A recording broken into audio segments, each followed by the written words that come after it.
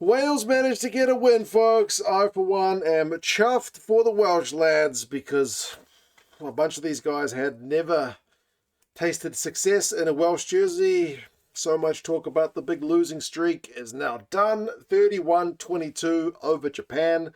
Again, it's a decent first half from Wales, but a concerning second half, but doesn't matter. They managed to score the final try. They managed to take it beyond 7. There was no late comeback from the Japanese in this one. It was still a competitive game. Apologies, this video is a wee bit late. This game overlapped with the All Blacks and France one, so I kind of had to watch this one in two pieces. I did know the result of the second half. I did watch the first half live. I was doing a live stream of the All Blacks game, and people kept asking me, have you seen the Wales have won? Have you seen the Wales have won? So I said there was no way to avoid spoilers, but congratulations, Wales. You really needed a win. As I genuinely quite chuffed. We'll go through some of the key events and the stats. You guys can let us know your thoughts on whether this is the start of a turnaround or do you think it's still a long road back for the Welsh lads. Tentative start, I thought, both sides.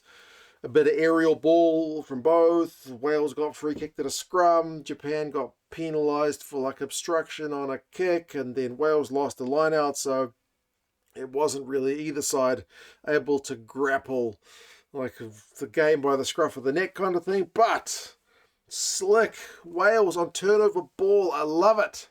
Looking to play some heads-up rugby and attack on turnover ball. Like I said, they shift the ball left. It looks like it's going just straight left through the hands, but then Ben Thomas straightens and gets the ball to Blair Murray. Josh Adams with the support line finished off 7 points to 0, cracking for the Wales. They had They had a chance to double down when Blair Murray kicked the 50-22 not long later, but Japan's defense held them out. And then we had the water break. The water breaks kind of suck. They break up the momentum of the game, but it's pretty friggin' hot over there in Japan in summer. So I can understand why they need to have them. I'm sure the Welsh guys were not complaining about the water breaks. Then it looked like Adams had blown a second try on 21 minutes. They knocked it on close to the line, but I think it would have got TMO'd anyway if he'd got it, because there was a dangerous tackle flagged by the TMO. That was nothing more than a penalty, but enough that a try would have been disallowed. That allowed Japan to opt for a long shot at goal from Lee, and he nailed it. So 7 points to 3, Japan on the board. Then Japan started to concede a few too many penalties. They did get themselves a yellow card warning.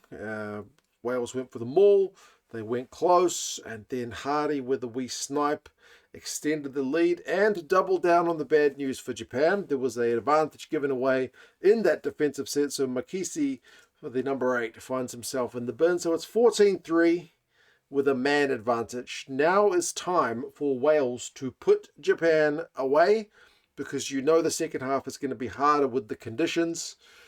They really need to get some more points on the board, and they do. Japan conceding a penalty at scrum time. Wales in the midfield, then shifting left from Murray to Adams, who cuts back inside. Beautiful line, and then Hardy with the support line. Goodness me, Wales playing some attacking rugby through the backs, looking sharp. 21-3.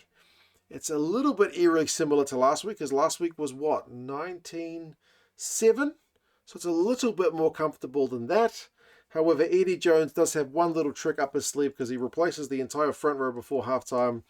That gives them a scrum penalty from the next scrum, and then the replacement Takeuchi is able to go over just before halftime to make it 21-10, which is eerily similar to last week.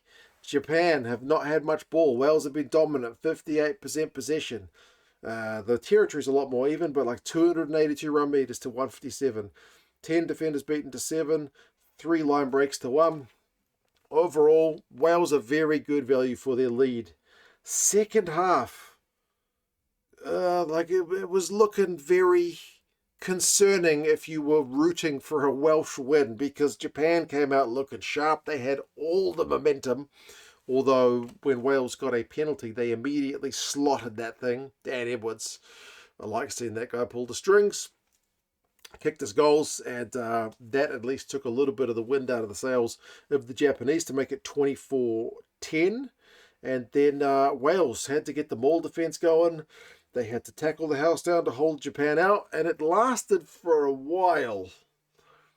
But only a while, because Japan, playing with advantage, had a load of phases going up the guts, then out on the right.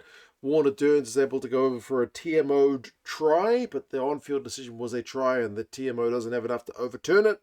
I'm not sure that we could quite see the ball on the ground or on the line, but again, you go with the referee's decision. He's in a better position than us. 24-15, and then panic stations for Wales. Dylan Riley pounces on loose ball that Dan Edwards ball passed above his head, really. Couldn't quite catch it. Riley is a classy operator. Pounces on the ball, got the gas to go all through the Welsh half. Score a try. Now we're at 24-22. Surely, not again. Not again, Wales. Jeez, you were up. You were up 21-3. This can't be happening again. It wasn't looking good, man. Wales lost the line out. They got turned over at the breakdown. It looked like a collapse. However, one mistake from the Japanese as they're trying to chase the game, but Lee, the number 10, kicks it out on the full.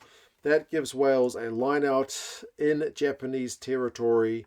They get the ball wide through the hands. It's pretty sweet handling from Wales. They haven't had a lot of shots to fire in that second half, but Dan Edwards with the finish.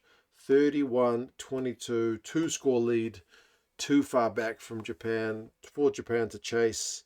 Wales are able to hold on for a much-needed victory.